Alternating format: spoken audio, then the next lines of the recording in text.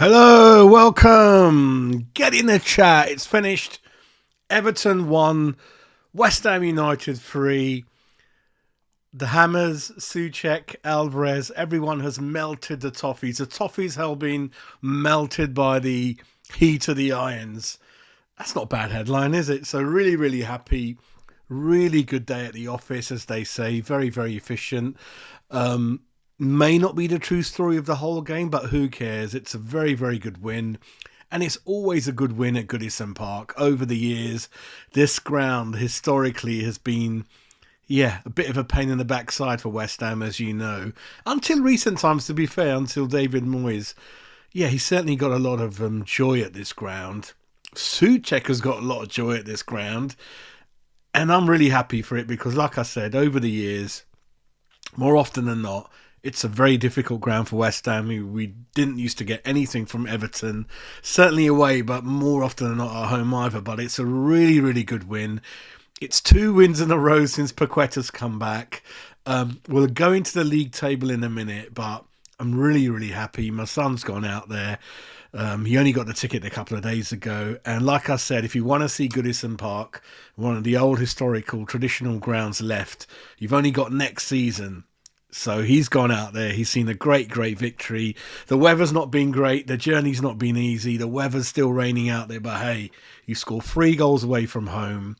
Everyone goes home happy, and we're happy in the channel. And I think you guys are going to be happy in the chat. I'm happy because I've had my hair cut. And there's a Bacardi and Coke to David Moyes, the whole team, the fans have gone out there, and you guys in the chat. Cheers to everyone. And it's going to be a happy Saturday for everyone.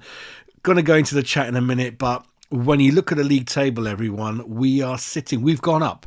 So in the league table, everyone, we are 7th. We're 7th in the league.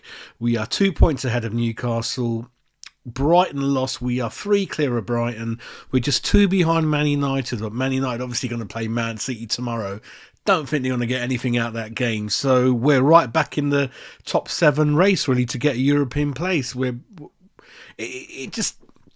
It always comes back to tell me that, David, you've always got a good 11, mate. If you just get a striker in there and just one more, we'll be so much even better.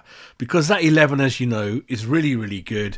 We're obviously going to go into some of the things that happened at the match and how the game was sitting at 1-1. It could have gone either way, as we know. But listen, we stuck at it and it's a really, really good win. What a goal by Souček, eh? What a goal by Souček. Jesus, what a finish. He took it down really, really well. And it's all been in the media last 2 days that Souček felt that Goodison Park is one of his lucky grounds. I mean, they're mentioning Calvert-Lewin. He's got 6 goals against West Ham, one of his favourite teams. But listen, every striker, their favourite club's West Ham. But 3-1, listen, that's amazing, mate. John, it's a smash and a grab. Yeah, the score doesn't tell the whole story, but we're going to... I mean, the game's about 90 minutes and added on time. You got to keep going. And it was a good game. There wasn't much between the teams. It was end to end. Both teams had a bit of frailties. Very, very similar, I think. Similar managers, similar teams. But I think individually, when you look at the value of our team, it's much more expensive than Everton's. And that's what showed at the end, I think. We had 1 or 2 players in there that, a bit streetwise, nicely settled at West Ham. Alvarez, what a wonderful finish from him. Souček's going to be one of the goals of the season for me. Wonderful, wonderful volley. Very difficult to kind of control that, really. The weather wasn't great. But Souček, mate, when he does well, you've just got to say, well done, mate. Well done. So John's really happy. Cisco's in there. Great result. We're not going to go into that. We're not going to go into that today about Moisey. We're going to be very positive on this channel today. Very, very happy, and that's what it is. Yeah, Cosmos, we're all happy, mate. Steve's in the show, mate. Steve's in the show. Yeah, I think when you score the late goals, the victory's all the more sweeter, isn't it? Late rally, and often than not, sometimes used to happen to us. But listen, 3-1. Just one more game in history left at Goodison Park next season. So the fans have gone out there today. It's going to be great. And Liverpool, Anfield and Goodison Park historically very, very difficult grounds for West Ham. But since Paqueta's been back, we've kind of looked so much better. And it's kind of shown the confidence is back. And let's celebrate. Let's celebrate. It's a great victory. Puts us back in the top 7 race. Like I said, we've got a bit of a gap between Brighton. We've edged ahead of Newcastle. Got Man United sort of in our eyes, just 2-point gap. And they're not going to beat City tomorrow. So long may that carry on. And yeah, good way to get confidence back before Europa. Freiburg, I think they held Bayern Munich in their game. They looked very, very good, I'm told. So that's going to be a very exciting, tough match. I've got my tickets for the Freiburg home clash. 5:30, not ideal. Probably going to have to take half a day maybe to get there. But listen, looking forward to that, mate. Cosmos is in there. John's agreeing with Steve. Rich is in the house. No, don't talk about it today, Richie. No more Moisey like that. We won 3-1, 2 wins in a row. Let's look forward. We all know our frailties. We know how easily we could be so much better. But yeah, today's to celebrate. The players done well. The away fans are so happy for them. It's such a long journey, and they're going to come back very, very happy, mate. But I get what you mean, mate. Yep, I think Areola has been wonderful. Again, being honest, I've been worried about his coming out for crosses and corners and free kicks and communication, commanding his box. But hey, he's been on top of his game the last couple of games and really, really done well, Barry. Well pointed out, mate. Cheers, mate. I'll tickle anything after a few of these, mate. Stevie. It's got to be one of the good volleys, Stephen. In recent times for West Ham, we all love a good volley watching football. And that was a good volley. He took it down really well. And how often do we see, volleys go out the ground, well over the bar? That one was well executed. Don't forget they've got the England goalkeeper in goal. It's not easy. But I think he just had that thing that he was going to do something today. So good for him. Great winner. And it didn't finish there, did it, everyone? We went in ahead and got the third goal. Great break. Bowen done very, very well intelligently. Held off and passed it with a great weight, and Alvarez with his first, he didn't even have to touch it, Alvarez, he just one touch dinked it over the goalkeeper. Great finish. And I think Alvarez again, one of the heroes today. Really worked hard. Top 7, mate, top 7. Dare I say, could it be another season of Europe for West Ham next season, mate? It could be. John was following everything, mate. I didn't see a lot of the first half. I was away doing the haircut, but I heard they got a penalty. It was a handball by Zuma. Low left, was it hit down low? Not enough power, saved. And then they kind of went ahead 1-0, didn't they? And then 1-1 by us. But if I look at the stats, I'm just going to go into it and have a look at the kind of the summary of the game, really. So, yeah, Beto is the one. We don't know a lot about him. He's a striker, he's not used that often. Yeah, he missed a penalty. They went 1-0 up. Ward-Prowse assist for Zuma. Great header. Him and Mavropanos nearly got in each other's way from that corner. But, yeah, it was a great header. Well executed. Perfectly went into the corner, and we should get more often. We should score many more than that, because Ward-Prowse, I know a lot of us have a go at him. He doesn't have much to offer apart from, I think Ward-Prowse puts it on a plate so many times in a game. And if we had a striker, I'm not going to stop complaining about that. If we had a striker, we would be all so much better for it, and would score a lot more, win a lot more, and be much more higher up the table. That belief I will always hold. And then Paqueta, kind of Ward-Prowse went off for Phillips. That was a very odd substitution for me. Phillips coming on for Ward-Prowse. I expected Antonio to come on, but hey, anyway, Phillips came on, and then Antonio, we finally saw him after 80 minutes. Paqueta went off. Paqueta, he was losing the ball a couple of times. Challenges were losing. Couple of wrong decisions when I was watching, so he's still getting back up to speed. Calvin Lewin, one of my favourite strikers, apart from the injury record, which you can't do anything about. He's got a number on West Ham. He came on. They brought Gomez on. So both teams really were going for it. They could both sense that anyone could win this game. They're both set up equally. It was end to end. They had as many chances as we did. But yeah, it looks like Souček got booked for perhaps taking his shirt off. They call it unsportsmanlike conduct. That's a bit rough. And then I think Pickford got booked for the same thing. And then Bowen assist for the Alvarez goal. I can't believe Antonio got booked. 94. He was only on the pitch for 10 minutes. So Antonio's got booked, everyone, which is kind of typical, isn't it?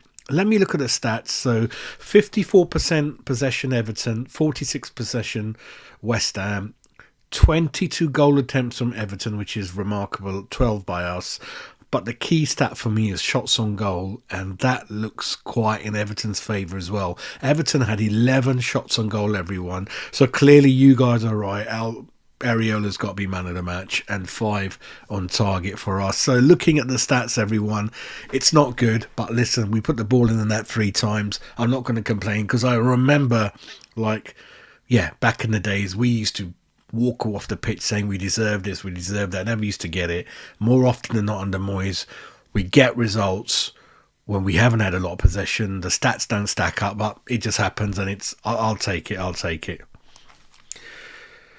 Yeah, you're right, Steve. It's those 4 times, mate. If you go back the previous 25 years, I reckon we never won there, mate. Yeah, it was one of those grounds. Like Ellen Road was another one. So after the Midlands, West Ham never did well away traditionally.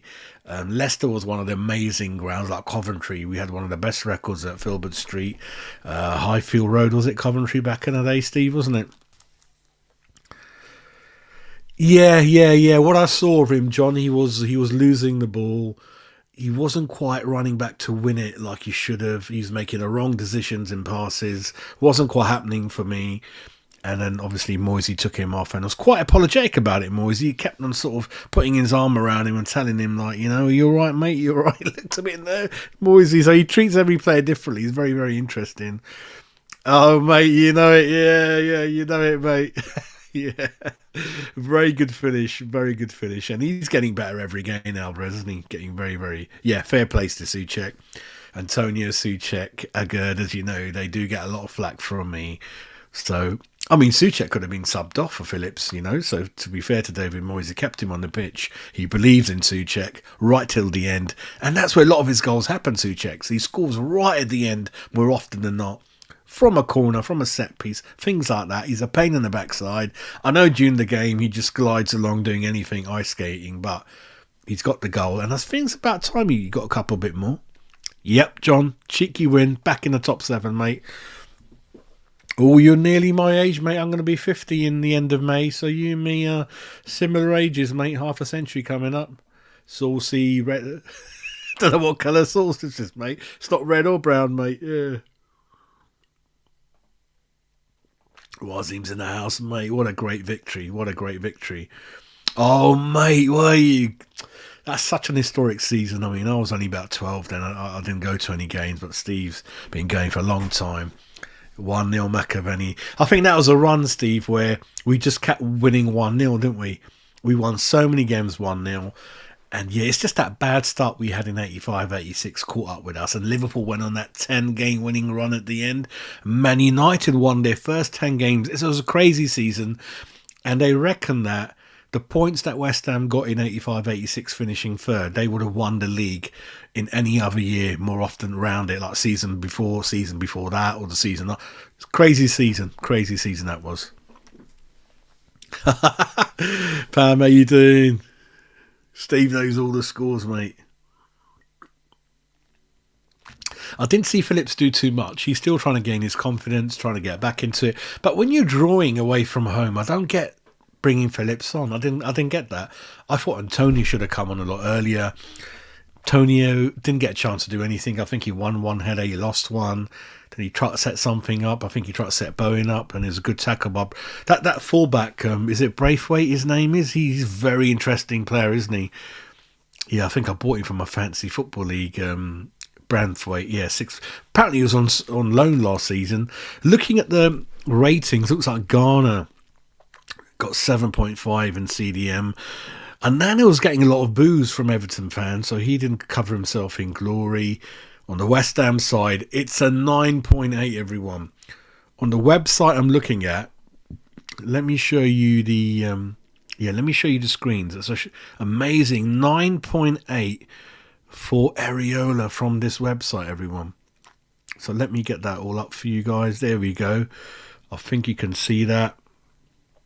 Yeah, have a look at that. I mean, that is quite remarkable, isn't it? That's amazing. I mean, look at that. I mean, Areola, 9.8. Mavropanos, everyone. Another guy I'm kind of unsure about, but every game he's getting 0.5% better slowly. Still a long way to go, but he's kind of, yeah. See, the thing with him and Agurd is Mavropanos has got the right attitude. He wants to play. He's trying hard. There could be a fan favourite in there in the future where Agurd is just fucking stupid and useless and got his head somewhere else. He just wants to play for bloody Morocco, I think. So getting there slowly. Emerson had that. You see, when Paqueta's back, Emerson's back. Simple as that. So much more better from him. Alvarez 8.7. I agree with that. After Areola, Alvarez was amazing. Souček's got 8, scored. Kudus got into really, really good positions a number of times. It just didn't happen for him, but again, you can see how strong he is. He rides the tackles really well. Prowsey got 7.8. Bowen got 6.8, everyone. So that's kind of what the websites are thinking. I think we're thinking the same. Some good performances in there. Yeah. Is that boxing game on tonight, mate? AJ, is he playing tonight? I think we'll see. I think there's a big boxing game on tonight. Yeah, Luton won it, mate. Luton a pain in the backside. Do you remember, Steve, that Spurs beat us on Boxing Day? Steve Perryman scored, didn't he? That ended at 21 unbeaten run, didn't it, if you remember? And then Chelsea beat us at Upton Park in April. That hurt us. And then Chelsea deliberately lost to Liverpool at Stamford Bridge. All Chelsea had to do was get a draw, and then the winner would have been in that final game on the Monday, Everton West Ham. Oh, funny enough, at Goodison Park, wasn't it, mate? So I think Chelsea deliberately let Liverpool win. Ken Bates would not have allowed West Ham to win the league, but they were cheeky enough to beat us at Upton Park, where apparently we dominated that game, and the ball just wouldn't go in it, Steve. It's just one of those seasons, mate. One of those seasons. And we didn't even win a cup that year, which hurt me quite a lot. And then we were banned from Europe, weren't we? We finished third. No one was going to get into Europe, so thank you, Liverpool, for that. Oh, that was 81, mate. Story about that. Yeah, Highfield Road, isn't it, mate? Bloody hell. Stuart Pearce played for Coventry, I think, back in those days. Yeah, that's what I mean, Trini. How you doing? He came back into it.